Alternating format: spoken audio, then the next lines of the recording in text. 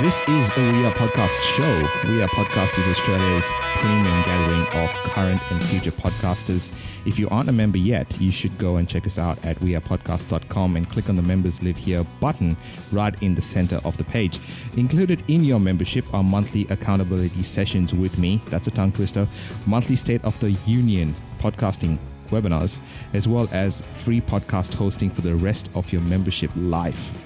With Audio Boom, we not only cover everything podcasting, but we also cover every other aspect of online business around your podcast. So if you want to make money and grow your influence using a podcast, get your first month for only $19 using the promo code IAMPodcast at checkout. Also, for peace of mind, you can leave whenever you like in case you've had enough of us. So go in and check it out. wearepodcast.com and click on the Members Live Here button. I'm really pumped to have a conversation with you today about you and your journey and where you're taking your business and how exciting that is for you. So first and foremost, give me the rundown. Who is Elicia? Where are you from? What do you do? Give us the bio. Yeah, sure. Thanks for that introduction, Christy. That's awesome. So my name is Elicia Crook. I'm a remedial massage therapist and Bowen therapist from Southern Victoria in Ocean Grove, about 120 k's south of Melbourne. And I have been massaging for the last 15 years. I got into massage because I had scoliosis, curvature of the spine, and I had spinal surgery at 15 to correct it. And for me, massage was the one thing that got me through. It helped me become comfortable in my own skin, both physically, but then also emotionally, going through a really interesting journey of being, a young teenager with a strange-looking body. I didn't look like my friends, and my massage therapist just had this ability to help me feel comfortable with who I was. So I took that into my massage career, decided to study remedial massage, and I really love, and I still love, even after 15 years, helping people. I love helping people on that physical level, yes, to make them feel physically comfortable, but then also on a deeper level to make those connections that I believe is what sets us apart from some of the other modalities, because we have a whole hour that we get to spend with clients most of the time hands-on, and really we're about the only modality out there that have that gift to do. That's fantastic. It's been a really interesting, like the conversations that I've had previously. A lot of people have gotten into massage because they themselves have had an issue that massage has helped resolve.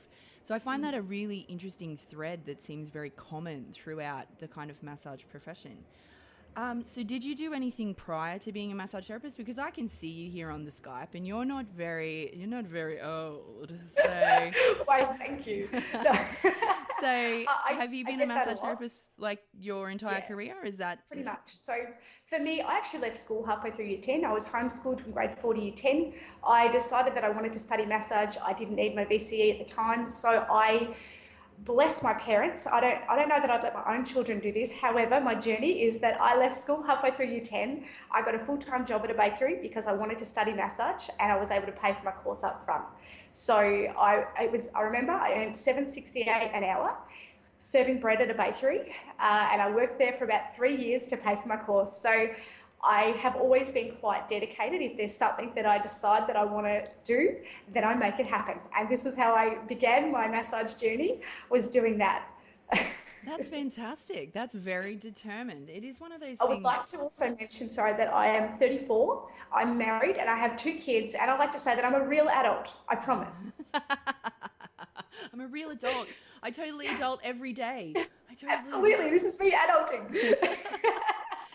So was there a point where, like, I know you said in your own personal journey that you became very comfortable with yourself and through massage, but was there a day where you were like, yeah, this is it. This is the passion. I'm doing it. I got nothing else. I don't want to do anything else. Like, do you remember a specific day or anything that, like a moment where you just were like, I'm serving bread, but I'm going to be a massage therapist? What happened? Yeah, absolutely. I think every day that I worked there, and there were times that it was really challenging. I was very blessed in that space to meet 4 beautiful women that I'm actually still friends with now. I'm by far the youngest of them, and they're going to kill me for saying that. However, they became, I guess, at 16, they became like my mums and my mentors. And look, honestly, a conservative homeschooled girl going into a full-time workforce in a bakery environment, I had a lot of things to learn very quickly, and they helped me through that process. So I am really so grateful to them for that. And I think having the end in mind, having that big picture, knowing that I wanted to be able to, you know, help people, and that although I wasn't helping people specifically by serving bread, I was helping people by really knowing that I was investing in my future. That's amazing. So I know that you're on your way to becoming a massage mentor. So you're mentoring massage therapists. That's part of the transition that you're making in your business. And so do you think those early mentors, like did they really influence you to want to go and help more people like they helped you? Yeah, absolutely. I think, you know, it wasn't just a bakery. Really, it was a space that I didn't feel comfortable. And what I noticed is a lot of therapists don't feel comfortable in business. And so my journey then changes from helping people feel more comfortable in their own skin, in their body, to then empowering therapists to feel more comfortable when it comes to marketing and business. Because I think we're naturally quite good at caring for people. That's obviously why we get into it. However, we sometimes struggle with, well, how do I promote myself if I'm like, I don't want to say that I'm really good, even though I know that I get great results. And so it's my job to help empower them. And I remember I had a girlfriend and we had this conversation that I knew at 16 when I was working in the bakery that I wanted to run my own business and I wanted to be a massage therapist. And I was 16, and when I got to 25, I realized I was doing it, and I had some subcontractors on board. And I was speaking to a girlfriend who's very similar to me, but in the fashion industry. And we kind of looked at each other and we, you know, you talk for a while, and all of a sudden we got to the place where we went, we've achieved our lifelong dreams. Now what? Yeah, and it's like, we're 25. Who says this? Who in their right mind says, I'm 25 and I've done it all. I'm done now. And so it was like, I guess we realized, both of us together, that we had to raise the bar. So it was like, well, if I was going to have my own business, what could I do next? And so my next goal was to have a multidisciplinary clinic and have other therapists coming on board to support the modalities that we had operating. I had studied Bowen therapy at that time and craniosacral therapy, and so I was able to layer some of those things into my treatments. So looking at, well, if there's other things that layer into massage really well, what else is out there that we could layer in for our clients for their best outcome? That sounds fantastic. So did you move on to do you now have a multidisciplinary clinic? I get stuck on that word. I know it's a big word, isn't it? So yes, I did. I ran the Ocean Grove Remedial Massage Centre for 5 years in the location that we had. And the only reason we scaled it back was to be able to focus on the coaching business. I love to pack as much into my life as I can, but I couldn't fit in running a clinic, massaging, and a coaching business, and being a mum, and my husband runs his own business all at once. It was a bit much even for me. Yeah. So something had to give. So for me, it was the running of the clinic and taking all the gold, the tools, all the nuggets that I learned, and then applying that into the coaching field. That's fantastic. So tell me now about, I think I was watching a video of you on Facebook earlier this week. You're also running a triathlon. Yes, that's right. Yep. So you do pack a lot in, like by the sound of it. So how's that going? That's going really well, thank you. I started running 5 years ago, and with my back, being fused with 10 vertebral levels, I've got a few therapists that aren't thrilled that I'm a runner. However, I pace myself, and I'm not fast ever. I like to say that I'm as slow as a turtle running through peanut butter. However, I still run. And I've been able to, just by slowly breaking it down, I've run 2 of the Great Ocean Road half marathons, which is 23 Ks on the Great Ocean Road. And I'm pretty sure it's mostly uphill. They say it's up and down, but it's not. I've run it twice. It's all uphill. It's all uphill. And I've got some more beautiful friends and mentors who have now talked me into doing a mini triathlon in February. So I will often be found recording I Love the World videos post-workout when I'm like, oh my gosh, you guys have to feel this too. So I get a bit excited and jump in. Yeah, that's right. Everything is awesome. Oh, that sounds fantastic. You are just so full of life, and I really admire the fact that you've stepped up and are coaching massage therapist. So what is the common kind of theme that you found that therapists really struggle with? Where are we struggling? Absolutely. So what I have found in speaking to hundreds of therapists that I have is that so many people get into the industry, like I said, because they love helping people, but they don't know how to promote themselves. So they don't have a lot of business knowledge when it comes to marketing.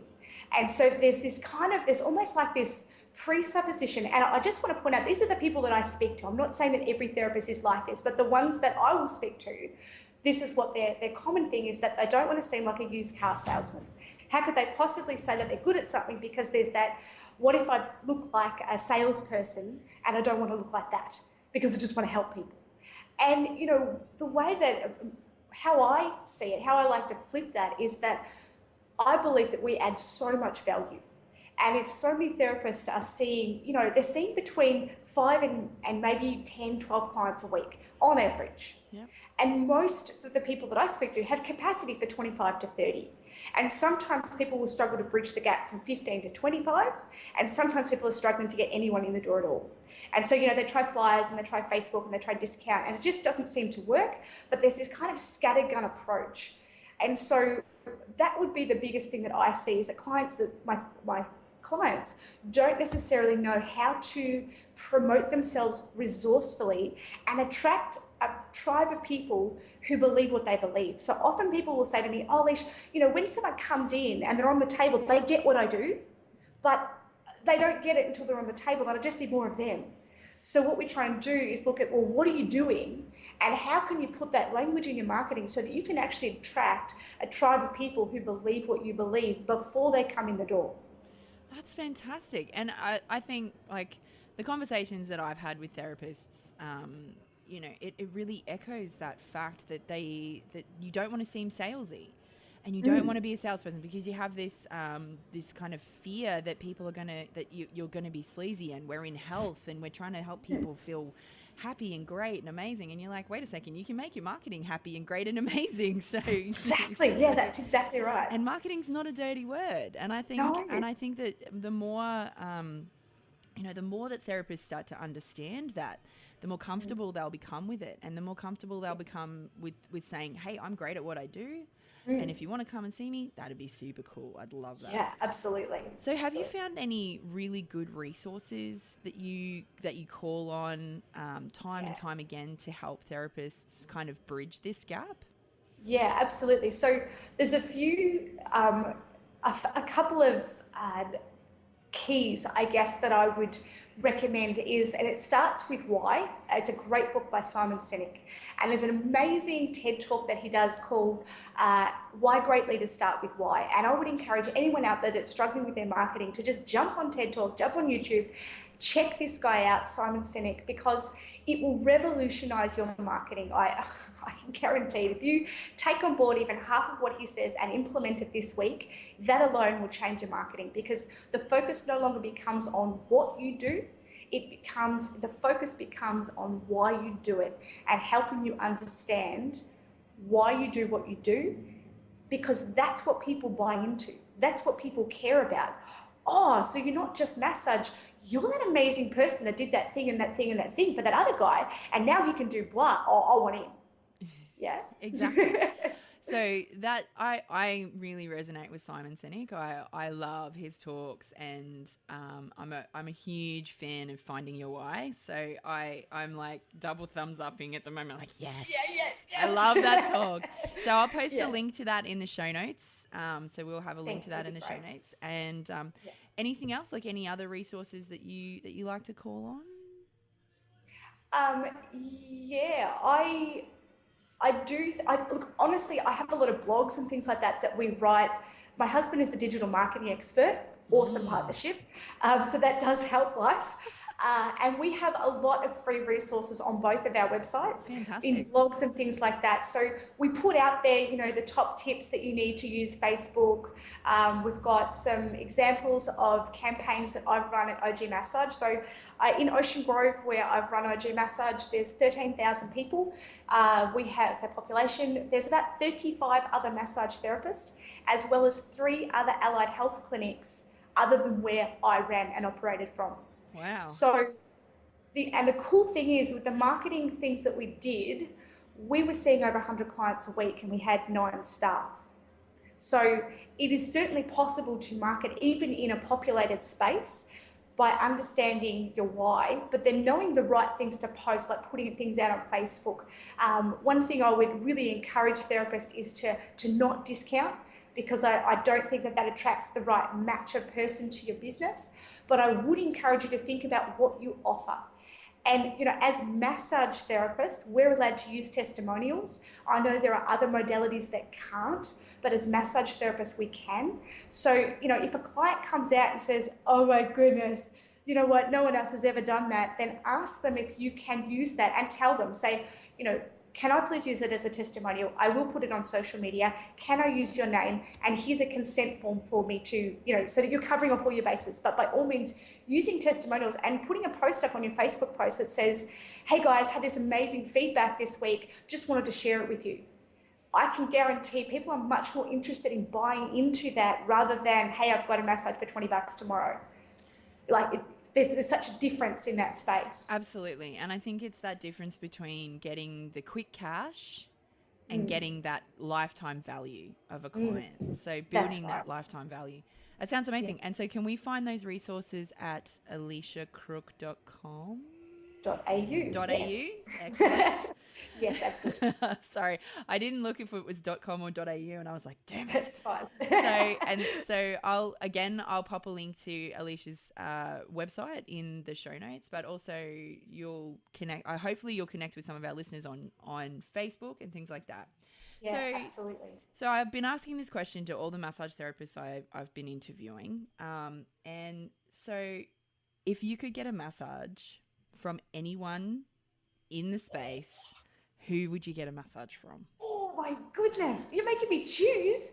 That's like choosing, it's like saying which is your best of your kids. Like, I can't do that. No, well, I would have to say that there's a beautiful therapist who has unfortunately retired and moved into nursing now, Jenny Hunt, and she's one of my faves. She does massage and Bowen together along with Emmett and Reiki and I don't know, whatever the hell else she does with her fish lapping. She's amazing. But there's an amazing woman, Nicola, that I would love to see one day. She's up in Sydney and she does amazing things with international sporting people, and I would love to take in my amazing body with my fused for 10 vertebral levels and, let her have a go at working on that, because I think there'd be some really cool stuff that she'd find, and I think we'd have a lot of fun playing. Fantastic. So what was her name? Nicola Cook. Nicola Cook. Fantastic. Yeah. So if you could train with anyone, who would you train with? International? James Walensky. Is that how you pronounce his surname? Wazlowski. Yeah, I saw him at Massage Conference in Melbourne. I think he came over, and I absolutely loved I went to one of his sessions where we learned about SOAS and cool stuff. And then he was one of the speakers on the Sunday morning, and I still remember what he was saying. And I use his quote in some of my webinars, because it's brilliant about what your thoughts become. Your thoughts become your words become your actions, and your actions become your goals and your destiny. So what we think, we become. And I still remember learning that, and his message at the time, and just what a beautiful man he was, how much he had so much respect for people around him. And so that's, there you go. The old JW. You're the second person. You're second person to say JW. So James Wazlowski, good man. If you're listening, that's it. Come back to Australia. We Please need you back here. Australia. So yes, please. That's fantastic. So where are you going this year? What's the big plan for Elicia Crook this year? Where are you heading? Where am I heading? My mission this year is to really Now, I just want to qualify here that I'm not great with maths, okay? But just play with me. And if you're a statistician listening, by all means, you can tell me whether I'm right or wrong about this. So where I want to be is helping over 1 million Australians access massage that are currently not. And how I want to do that is by helping massage therapists who are seeing their 10 clients a week see 25 a week. So they're seeing an extra 15 clients across 100 therapists. It works out to a lot. It works out to a lot. That's a lot of people. It is a lot of people. I'm kind of joking around with this, but that's the mission behind what I'm a part of, because I want, as a therapist, I can see 25 clients a week in, week out, and I've done that for 15 years, but I'm at a glass ceiling. So I want to help other therapists who are just as good, just as brilliant, even better than me, be able to market themselves effectively so that they can be helping the greater population of Australia access remedial massage, myotherapy in a way that's currently not being utilised right now. That's an amazing mission. And I honestly, after having this conversation with you, I believe you can do it. I bloody believe that's it. That's right. Thank you. So do I. So I know you run some webinars and I know you do a whole bunch of stuff. Where can we find you? How can we connect with you? What's the, where does Elicia Crook live? Yeah, sure. So I'm online a lot. So by all means, you can check out, I've got a few things that I run. I've got eliciacrook.com that has lots of cool, heaps of free stuff on there, resources to look at, stuff of what I've covered today and other cool stuff. We've also got, I run and moderate a group called Massage Business Support Network. It's a closed Facebook group on Facebook. By all means, jump on there and send a request. I'll send you a link and you can pop that in the show notes as well if you like. Fantastic. That'd be awesome. You can also check out Elicia Crook Business Coaching, which is on Facebook, my Facebook page. And by all means, send me a friend request. I'm happy to meet people and love to connect. And that's the best ways to get in contact. And I'm usually in the Massage Australia AAMT Massage Journal as well. Fantastic. So finishing up, so what's the best advice that you've ever received as a massage therapist? I think it was that same massage conference. I had 3 staff with me at the time in Melbourne, and we went up, and I knew we were good at what we do. We were getting great results, but I didn't know why. I didn't know what we were doing that made a difference. And we heard someone speak. She was from a South Australian research company, I think.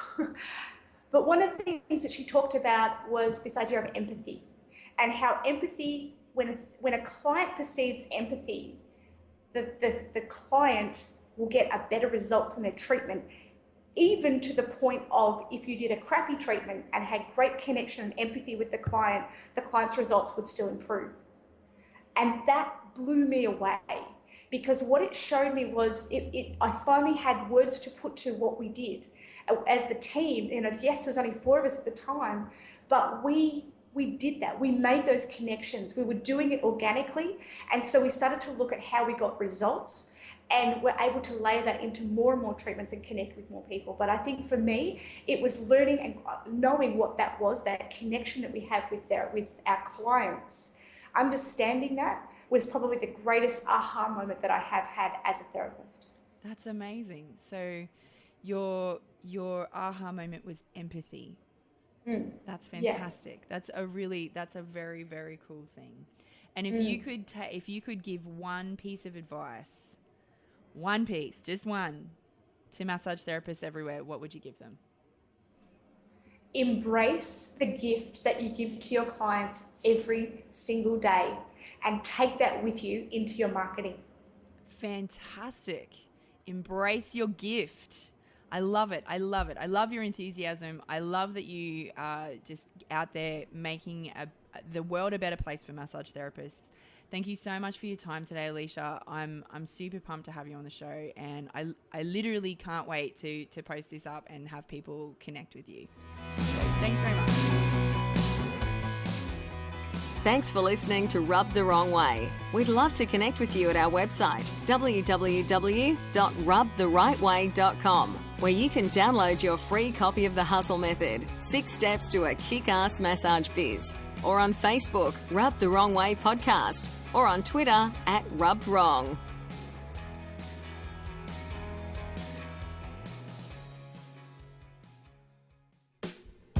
This is a We Are Podcast show. We Are Podcast is Australia's premium gathering of current and future podcasters.